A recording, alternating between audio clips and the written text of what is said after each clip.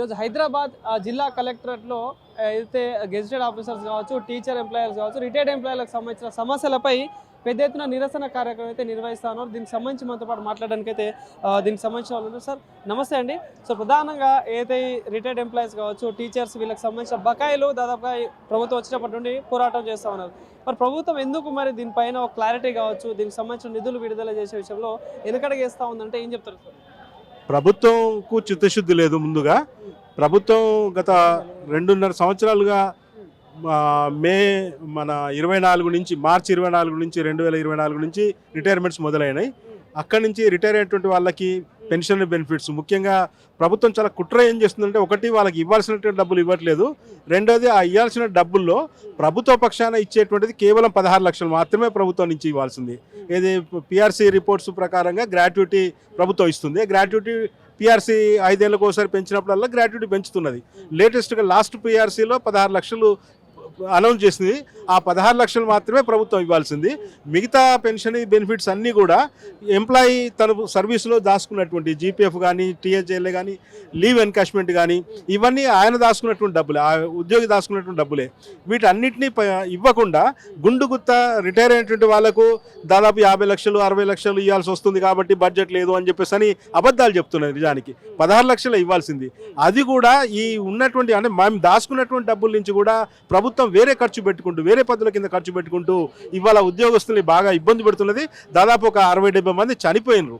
మొన్న లేటెస్ట్గా వెంకటరాములు గారని చెప్పేసి నల్గొండ జిల్లాలో ఆయన రిటైర్ అయిన తర్వాత ఒక్క సింగిల్ ఎంపీ రాలు అనారోగ్యం పాలయ్యాడు, డయాలసిస్లో ఉండి చనిపోయాడు. వాళ్ళ కూతురు కూడా విడవరు ఉండే, ఆమె కూడా చనిపోయింది.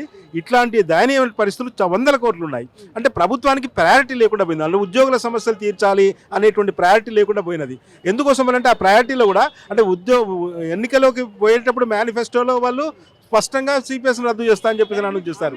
జరిగింది కదా. ఇప్పుడు ఇదే ఉద్యోగులతోటి ప్రధాన గెలవడానికి ప్రధాన పాత్ర కూడా పోషించారు. నిరుద్యోగులు కావచ్చు, మీరు కావచ్చు, ఉద్యోగుల్ని భ్రమ పెట్టారు. మేము వస్తే సిపిఎస్ రద్దు చేస్తామని చెప్పేసి అని.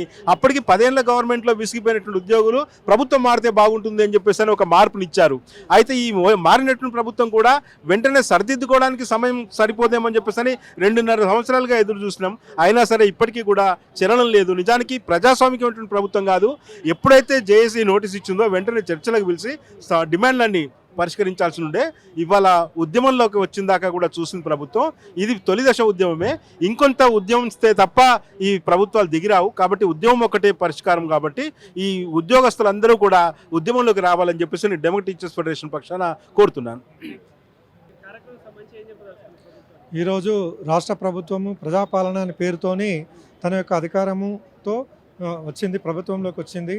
అయితే గత ప్రభుత్వం కంటే ఈ ప్రభుత్వము తన స్పెషల్గా ఒక మేనిఫెస్టో తయారు చేసుకొని ఉద్యోగులందరికీ కూడా కావాల్సినంత మనం పిఆర్సీ కానీ, దాని తర్వాత ఉద్యోగులను ప్రజాపాలనలో ఒక అభివృద్ధి పదంలో నడిపిస్తామనేటువంటి హామీలతోని అందరినీ భ్రమపరిచి ఈరోజు తన 2.5 సంవత్సరాలు అయినప్పటికీ కూడా ఉద్యోగులను సరికలా గత ప్రభుత్వం లాగానే ఈ ప్రభుత్వంగా నిర్లక్ష్య ధోరణి వహిస్తూ వాళ్ళకు కావాల్సినటువంటి దాచుకున్నటువంటి జీపీఎఫ్ సైతం కానీ, దాని తర్వాత లోన్స్ సంబంధించిన విషయంలో కానీ పూర్తిగా దానిని డైవర్షన్ చేసుకుంటూ వాళ్ళకి అందకుండా చేస్తున్నటువంటి విషయం మనం తెలుసుకోవచ్చు. అయితే దాదాపు 12 సంవత్సరాలు అవుతున్నప్పటికీ కూడా ఇప్పుడు 2వ పిఆర్సీ కోసం తెలంగాణ ఏర్పడిన తర్వాత 2వ పిఆర్సీ కోసము ఉద్యోగులందరూ కూడా ప్రజాస్వామ్యంలో ఎన్నో స్కీమ్లు ఉన్నాయి. ఎన్నో రకాలుగా ప్రభుత్వం ఒక సమర్థవంతంగా నడవాలంటే దానిలో ఉద్యోగుల పాత్ర చాలా ఇంపార్టెంట్. అలాంటి ఉద్యోగులను మొండి చేయి చూపిస్తూ ప్రభుత్వం నిర్లక్ష్య ధోరణి వహిస్తూ వాళ్ళ యొక్క ప్రాణాలను సైతము భక్షించే విధంగా ఈరోజు వాళ్ళని సరి అయినటువంటి నిర్లక్ష్య ధోరణి చూస్తున్నది. కాబట్టి పెద్ద ఎత్తున ఉద్యోగులు, ఉపాధ్యాయులందరూ కూడా ఈరోజు లంచ్ పీరియడ్లో మనం అందరం ధర్నాకి దిగినాము. ఈ యొక్క ధర్నా అనేది కేవలము హైదరాబాద్ కాకుండా తెలంగాణ వ్యాప్తంగా ప్రతి ఒక్క ఎంఆర్ఓ ఆఫీస్లోను, తహసీల్దార్ ఆఫీస్లోను, దాని తర్వాత మండల ఆఫీసులలోను, తర్వాత కలెక్టర్ ఆఫీస్లోను, తర్వాత అన్ని సెక్రటరియట్లో కూడా పెద్ద ఎత్తున నిరసన చేపట్టడం జరిగింది. కాబట్టి ఇది అంతం కాదు, ఇది ఆరంభంగానే చెప్తున్నాము. మా డిమాండ్లు సరైన టైంలో తీర్చకపోతే ఇది పూర్తిగా ప్రభుత్వం దిగిపోయేటువంటి దాకా కూడా తీసుకెళ్లేటువంటి ప్రమాదం ఉందని హెచ్చరిక చేస్తూ ముగించుకుంటున్నాను.